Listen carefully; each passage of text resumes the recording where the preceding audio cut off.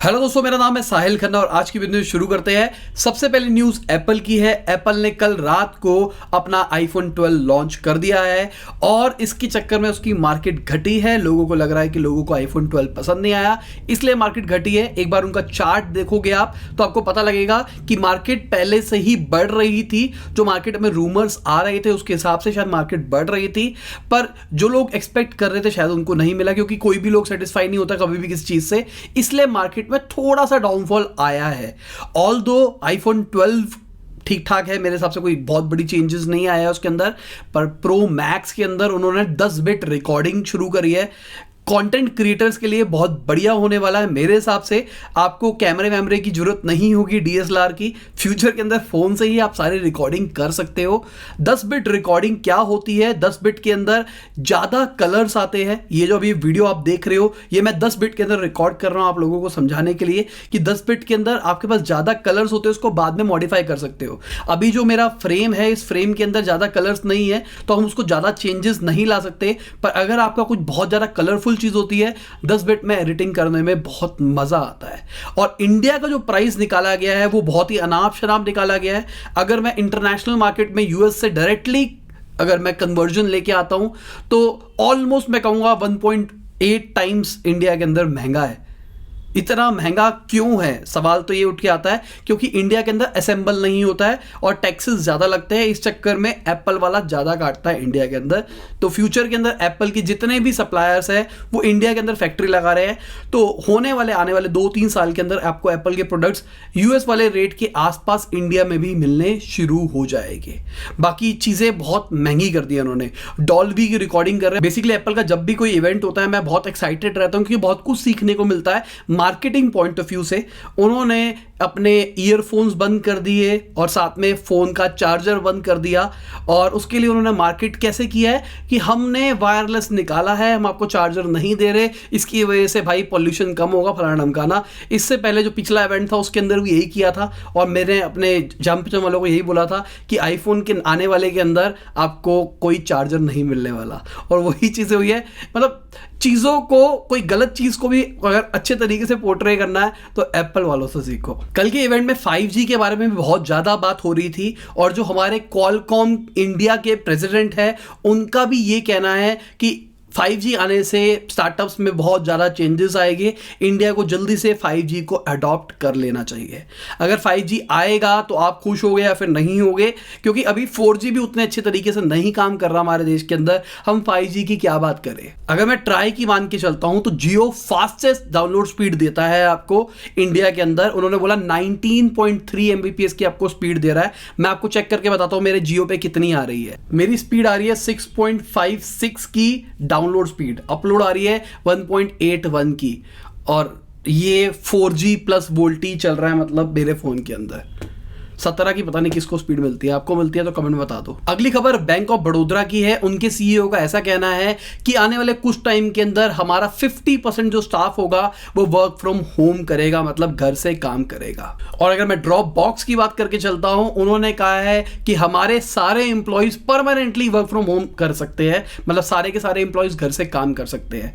बहुत सारी ऐसी कंपनीज है जिनको बहुत फायदा हुआ है वर्क फ्रॉम होम से, क्योंकि उनको ऑफिस एक्सपेंसेस नहीं करने पड़ रहे और वो अपनी टीम को बहुत ही अच्छी तरीके से मैनेज कर पा रहे हैं। बेसिकली क्या हो रहा है, वो टीम पहले से ही काम करती थी, लोग पहले से ही एफिशिएंट थे, उनको ज़्यादा ट्रेन करने की जरूरत नहीं थी। अब वो घर से काम करते हैं और वो ज़्यादा काम करते हैं इनफैक्ट, क्योंकि जो ट्रैवलिंग का टाइम बचता है, प्लस आप एम्प्लॉय को कभी पिंग कर सकते हो काम कर, उसको भी अंदर से लगता है कि यार मैं ऑफिस नहीं जा रहा, हालत बुरी है, निकाल तो ना देंगे, इस चक्कर में ज़्यादा काम कर लेता है।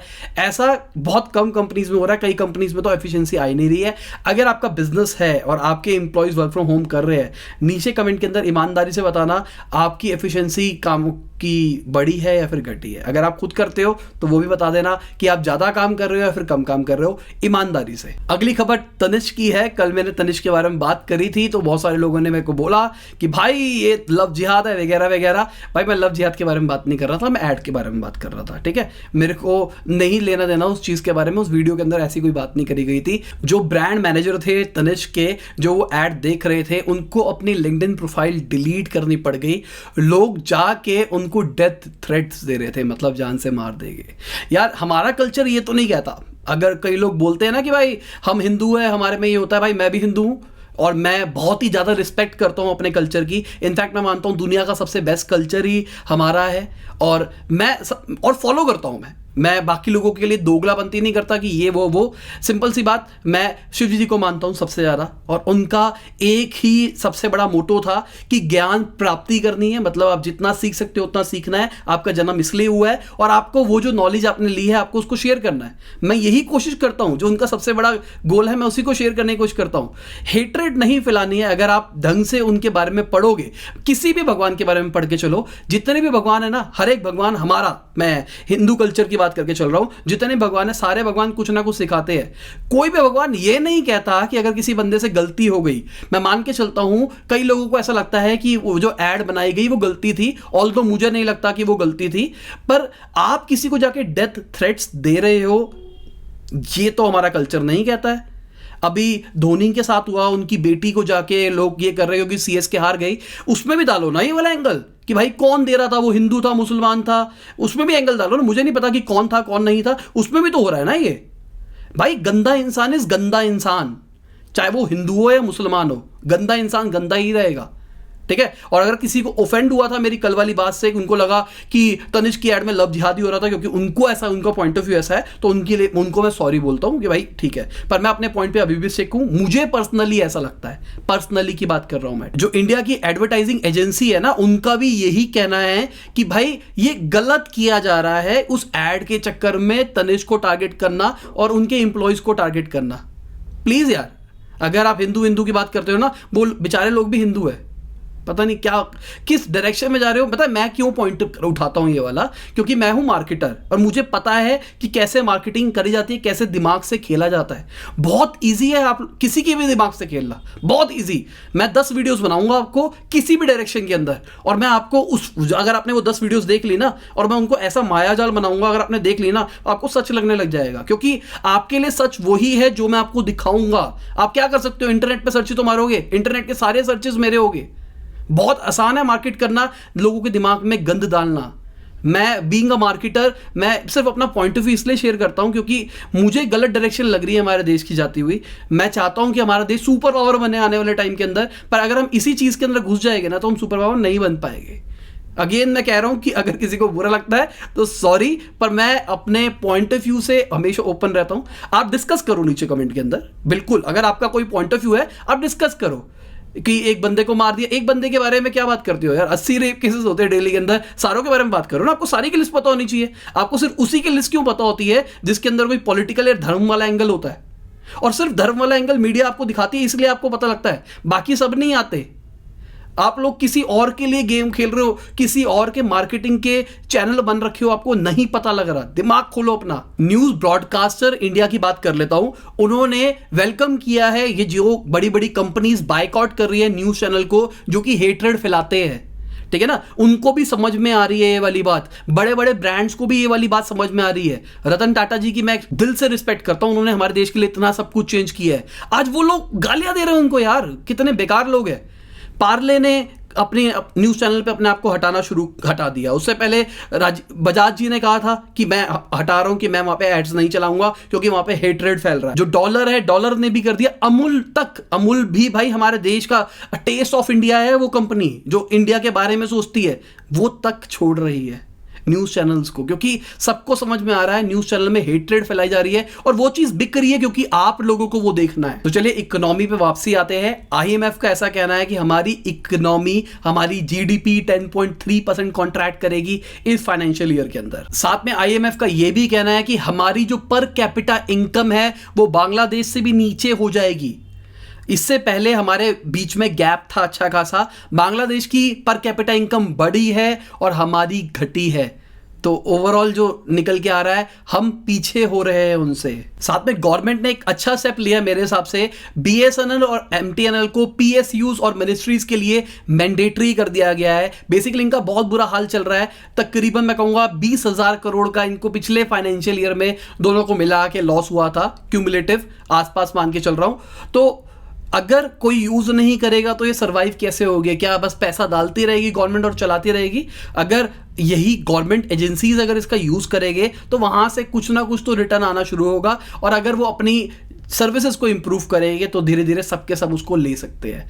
मैं आज भी बोलता हूं BSNL MTNL बहुत ही स्ट्रांग कंपनी बन सकती है, क्योंकि वो गवर्नमेंट ओन्ड है। बस उसके अंदर जो काम करने वाले लोग हैं, अगर उनको प्राइवेटाइजेशन टाइप्स में काम करवाया जाए कि भाई काम करना है तो तमीज से काम करो, कंप्लेन आएगी तो फायर हो जाओगे, पूरी गवर्नमेंट सेक्टर को ये कर दिया जाए। क्योंकि अगर कोई काम नहीं करता, उनको पता है परमानेंट नौकरी है, परमानेंट नौकरी होनी ही नहीं चाहिए, चाहे गवर्नमेंट हो चाहे प्राइवेट हो।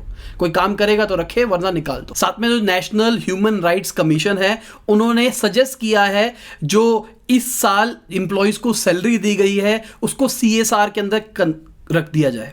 तो CSR का मतलब क्या होता है? Corporate social responsibility. अगर कंपनी ज्यादा पैसे कमाती है तो उनको अपना 2% इन्वेस्ट करना पड़ता है देश की डेवलपमेंट के लिए। अब बहुत सारी कंपनीज ने अपने एम्प्लॉइज को सैलरी दी है लॉस में होने के बाद भी, तो ये भी CSR के अंदर आना चाहिए। और अगर मैं उदय कोटक जी की बात करके चलता हूं, उन्होंने एक बहुत बड़ी बात करी है, जितना भी कॉर्पोरेट इंडिया है उनको क्वार्टर एंड क्वार्टर बेसिस के ऊपर अपनी ग्रोथ के बारे में सोचना चाहिए। एकदम ये नहीं सोचना चाहिए कि भाई अब लॉकडाउन खुल गया आगे लगा देंगे, ये कर देंगे। अभी अगर झटके में सोचोगे तो आपको फेलियर के चांसेस ज्यादा है। धीरे धीरे करके बढ़ोगे तो बेटर रहेगा। अगली खबर DGCA की है। DGCA का कहना है 66% कम लोगों ने फ्लाइट के अंदर ट्रेवल किया है सितंबर के अंदर, अगर पिछले साल से हम कंपेयर करके चलते हैं तो। और उसमें इंडिगो का सबसे बड़ा मार्केट शेयर था 57.5% का। मतलब मेजॉरिटी ऑफ पोर्शन तो इंडिगो अकेला ही हैंडल कर गया। अगली खबर फ्यूचर ग्रुप की है। बयानी जी ने एक्सप्लेन किया कि क्यों एग्जिट किया उन्होंने वहां से। उन्होंने बताया कि जब लॉकडाउन हुआ तो हमको बहुत ही ज्यादा लॉस हुआ और हमको सरवाइव करने में दिक्कत आ रही थी। पिछले कुछ सालों में हमने बहुत सारी चीजों को एक्वायर किया।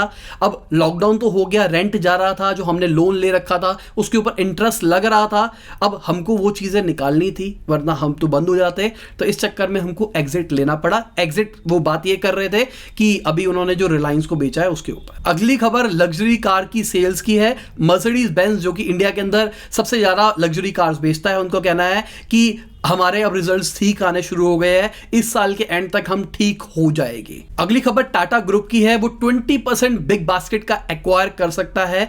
अब उनकी सुपर ऐप आने वाली है, वो शायद ये एक्विजिशन उसी का पार्ट हो सकती है कि ग्रोसरी वाला बिजनेस ये बिग बास्केट से लिंक करके वहां पे चला है। अगली एक बहुत बड़ी खबर है मेरे हिसाब से, जो दुनिया का सबसे बड़ा थिएटर चेन है AMC एंटरटेनमेंट, उनका ऐसा कहना है इस साल के एंड तक शायद वो आउट ऑफ कैश हो जाए। मतलब उनके पास अपना बिजनेस रन करने के लिए पैसा नहीं रहेगा।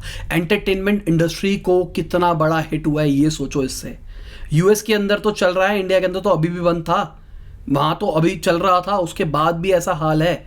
इंडिया वालों का कितना बुरा हाल हो रहा होगा, क्योंकि इंडिया एक ऐसी कंट्री जहाँ पे सेव करना लोग ज़्यादा पसंद करते हैं, इसलिए अभी सब चुप बैठे हुए हैं हमारे, वरना बहुत सारा जो एंटरटेनमेंट इंडस्ट्री थी ना वो भी बोल चुकी होती। अगली खबर मैकेफे की है। मैकेफे अपना IPO निकाल रहा है। एंटीवायरस वाली जो कंपनी है, $814 मिलियन रेज करने वाला मार्केट से। सबसे आखिरी खबर है हुआवे की। हुआवे अपना जो फोन का ऑनर वाला डिवीजन है, जहां पे वो सस्ते फोन बेचता है।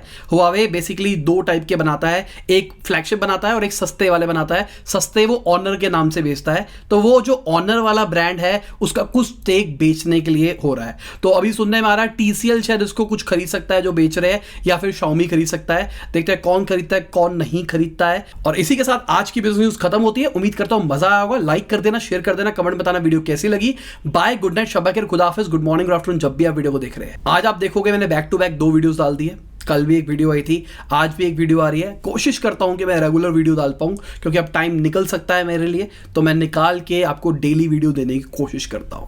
और मुझे बताना कि आपको डेली वीडियोस पसंद आ रही है फिर नहीं आ रही है। हो कुछ तो मुझ में कमी थी, कुछ थी तेरी खामियां।